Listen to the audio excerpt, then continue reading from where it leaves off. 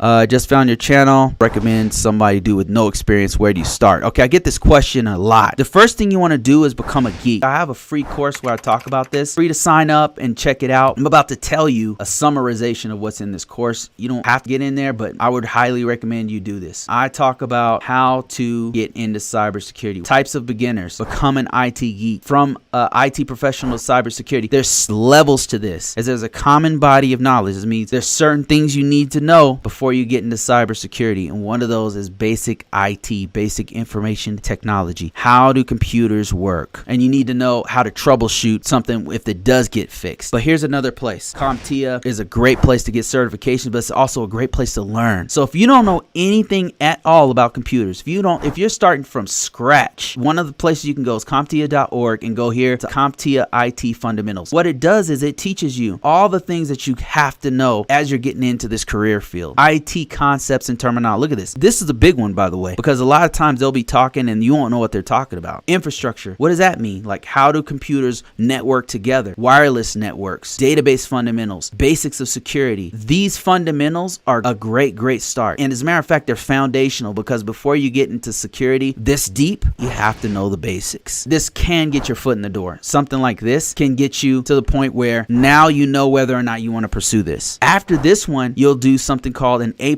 certification, which is much harder. It's not just fundamentals. It's not just terminology. It's actually hardware and software components. That's where you're probably going to be building systems, because you got to learn to troubleshoot them, and not necessarily building systems. You don't even have to go that deep, to be honest with you. You do have to know how to troubleshoot, and to do that, you have to know how the computers work. And once you know how the computers work, then you go a step further, which is Network Plus, which is learning how to network those things together.